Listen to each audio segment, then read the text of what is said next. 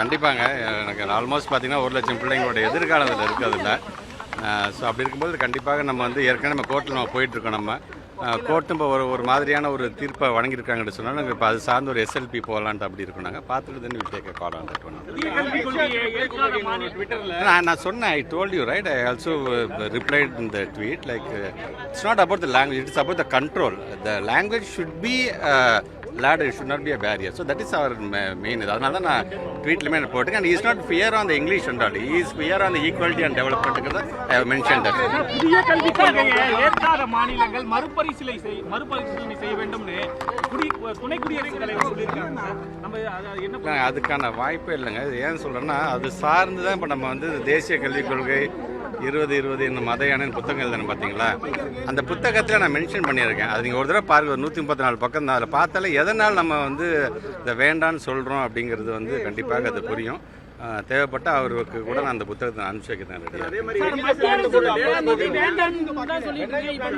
கல்வி விஷயத்துல மட்டும் எதுக்கு நிதி கேட்கறீங்கன்னு நயினார் நாகேந்திரன் கேட்டிருக்காரு. That's very soon because on 23rd we are having a department meeting, so in that we will take a call on that one, and we are already discussing with our honorable CM's office also. Very soon we will move the SLP. டேட்டால வந்து புதிய கல்விக் கொள்கையை ஏத்துக்காத நம்ம தமிழ்நாடு மற்றும் மேற்கு வங்கம் போன்ற மாநிலங்கள் வந்து பி கேட்டகரியில இருக்கு. இன்னும் வந்து ஸ்கூல் எஜுகேஷன் டெவலப் பண்ணணும் அப்படின்ற மாதிரி சொல்லியிருக்காங்க. அது விமர்சனமா இருக்கு. நம்ம ஏற்கனவே டெவலப் ஆகிறோம், நம்ம ஏன் திருப்பி டெவலப் பண்ண சொல்றாங்க? இல்லை, அது அவங்க வந்து இப்போ காரணம் தேடுறாங்க. கொடுக்க முடியாதுன்னு முடிவு பண்ணிட்டாங்க. முடிவு பண்ணினதுக்கு பிறகு அது சார்ந்து நம்ம என்ன காரணம் சொல்லலாம், நாம் நம்மளை ஜஸ்டிஃபை பண்ணிக்கிறாங்கன்னு பார்க்குறாங்களே தவிர நம்முடைய பத்திரிகை துறை ஊடகத்துறை சார்ந்த நண்பர்கள் உங்களுக்கு தெரியாததல்ல.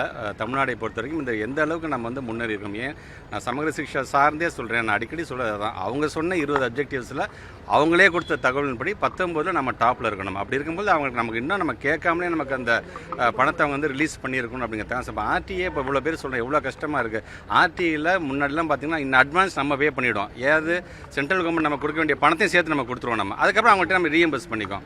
ஆனால் கடந்த ஒரு 3-4 ஆண்டுகளாக கிட்டத்தட்ட பார்த்தீங்கன்னா 589 கோடி இன்னும் நமக்கு தர வேண்டிய பணம் இன்னும் தராமல் இருக்கிறாங்க. இது இல்லாமல் இந்த கல்வி ஆண்டுக்கு தனியாக ஒதுக்க வேண்டிய அந்த கிட்டத்தட்ட ஒரு 200 கோடிக்கு மேலே போகுது. அதனால தான் ஆர்டிஏ அப்படிங்கிறது வந்து இது வந்து ஒரு பேசிக் பிள்ளைங்களோட. அதை தயவுசெய்து அதுலேருந்து நீங்கள் உங்களோட சொல்லக்கூடிய அந்த என்ன கண்டிஷன்ஸும் அதில் தரீங்க, அதை ஒதுக்கி வச்சுட்டு அந்த பணத்தை நீங்கள் உடனே ரிலீஸ் பண்ணணும்னு நாங்கள் சொல்கிறோம்.